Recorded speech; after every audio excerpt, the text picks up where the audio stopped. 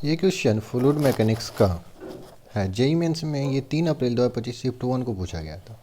ठीक है, क्वेश्चन क्या कर रहा है कि I am sorry, consider a completely full cylindrical water tank of height 1.6 metre. Okay, completely full cylinder है, ठीक है, और उसका हाइट आपका दिया हुआ है 1.6 मीटर। ओके, हम एक बना लिए, फिगर भी ड्रॉ करते चलते हैं, जो जो क्वेश्चन में करा है उसके अकॉर्डिंग, ठीक। And the cross section area 0.5 metre square. Okay, ये जो क्रॉस सेक्शन एरिया दिया है आपका 0.5 मीटर स्क्वायर दिया है, ठीक है।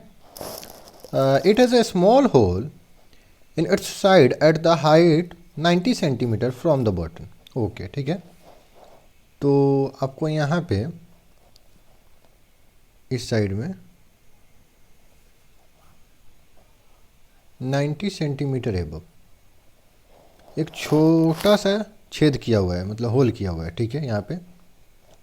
ओके, एंड देन बॉटम से, तो ये बॉटम हो गया, बॉटम से मान ली assume the cross sectional area of the hole to be negligible. इसका जो एरिया है ना, एरिया टेंड्स टू 0 है। इसका जो एरिया है, एरिया A2 लिख लेते हैं, अच्छा AH लिखते हैं, area of hole tends to 0 मतलब निग्लिजिबल है, यानी एरिया कंसीडर नहीं करना है। ओके, एंड देन ये load 50 kg is apply to the top surface. Okay, यहाँ पे 50 kg का एक ब्लॉक भी रखा हुआ है, चलिए ठीक है, ये भी सही है।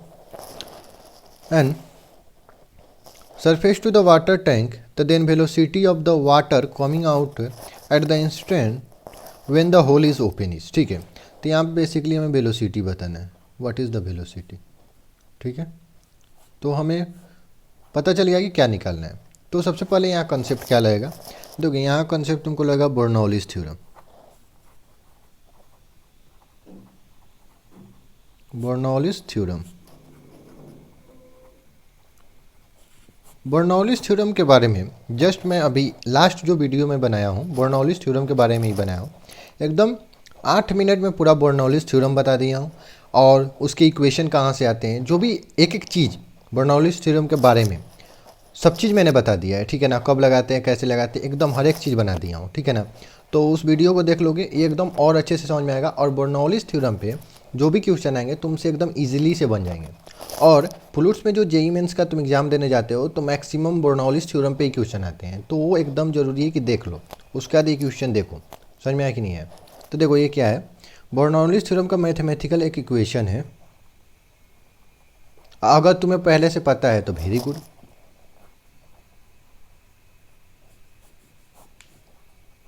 Pressure plus half rho velocity का square plus rho g h equal to constant. ये कहाँ से है, तो ये बर्नौली थ्योरम के कॉन्सेप्ट से आया था, ठीक है। वहाँ से हम लोग डिराइव करके इसको निकाले थे, तो इसको हम लोग यूज करेंगे। ओके, ठीक। तो इसको लेट सपोज मान लो यहाँ पॉइंट ए है, मतलब 1, और लेट सपोज पॉइंट 2 है, ठीक है ना। तो देखो पॉइंट ए पे लिख दो, ठीक है ना। पॉइंट ए पे कांस्टेंट होता है, तो point A equal to point B आएगा, आएगा कि नहीं आएगा। तो pressure at P1 plus half rho velocity, वहाँ पे वेलोसिटी V1 मान लो, V1 का स्क्वायर प्लस रो G और H1 मान लो, ठीक है। ये जो है पोटेंशियल एनर्जी होता है, इधर मान लो इसके V2 पॉइंट पे लिख लो, P2 plus half rho velocity V2 का स्क्वायर प्लस रो GH2। ओके, देखो ये जो पोटेंशियल एनर्जी का टर्म होता है, तुम हाइट जहाँ से मन करे वहाँ से रेफरेंस ले सकते हो। मैं हाइट का रेफरेंस यहीं पे सेट कर दे रहा हूँ, ठीक है, यहीं पे सेट कर दे रहा हूँ हाइट का रेफरेंस। तुम जहाँ मन करे जहाँ ले सकते हो, कोई दिक्कत नहीं है, हमें सॉल्व करने में ईजी होता है, इसलिए यहाँ ले रहा हूँ मैं, ठीक है।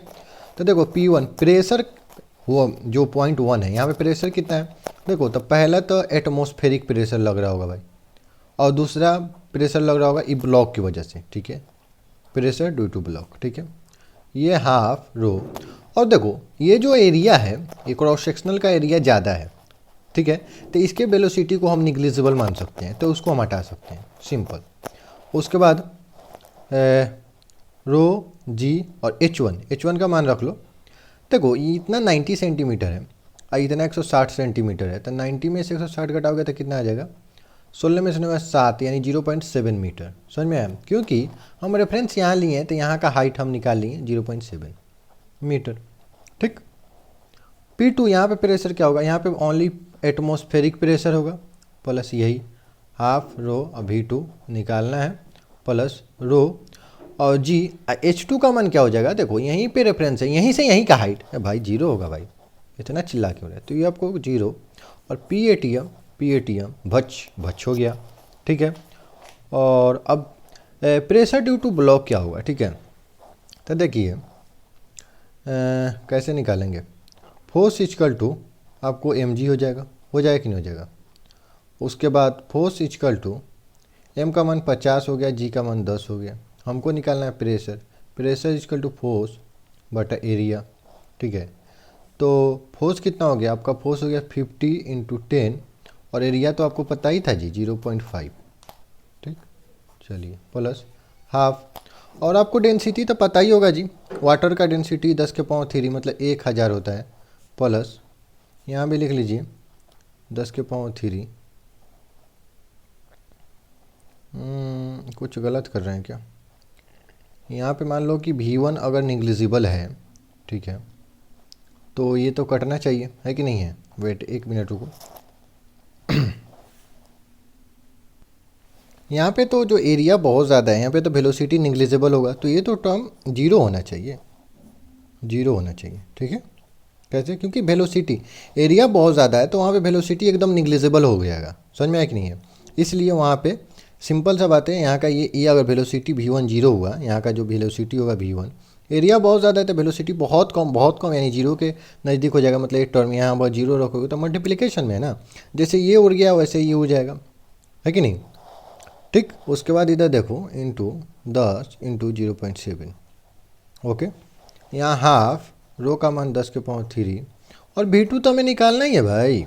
ठीक, ये देखो ये 10 नीचे आएगा तो ये 10 और 10 कट जाएगा, दिखाई दे रहा है, ज़्यादा गंदा हो जा रहा है क्या, ये ऊपर उठ जाएगा, इधर चल जाएगा, ये 5 से 10 आ जाएगा, तो ये देखो 10⁻³ प्लस ये कितना आया जी 7 गुना 10⁻³, तो इसको ये गुना लिख लो 10⁻³ इक्वल टू 10⁻³ 1/2 इंटू V2 का स्क्वायर। 10⁻³ कॉमन ले लो, क्या ही है, हम तो कॉमन लेंगे भैया, 1 + 7 equal to 1/2 Guna 10⁻³ into V2 का स्क्वायर। हाई 10⁻³ भच, ये आपका जुड़ के हो गया 8 और इधर जाएगा तो 8, ये 2 उधर देखो डिवीजन में, इधर जाएगा मल्टीप्लिकेशन में, मल्टीप्लिकेशन आता है मेरे को बोलने भाई, ये हो गया। और यहाँ से V2 का स्क्वायर इक्वल टू 16, तो V2 का मान निकाल दीजिए, स्क्वायर है, स्क्वायर इधर रखिए, रूट हो जाएगा, और 16 रूट का मान तो बच्चा को पता होता है 4 मीटर पर सेकेंड। आया समझ में, तो कौन ऑप्शन नंबर कौन, ABCD 4 मीटर पर सेकेंड एकदम सही। ओके।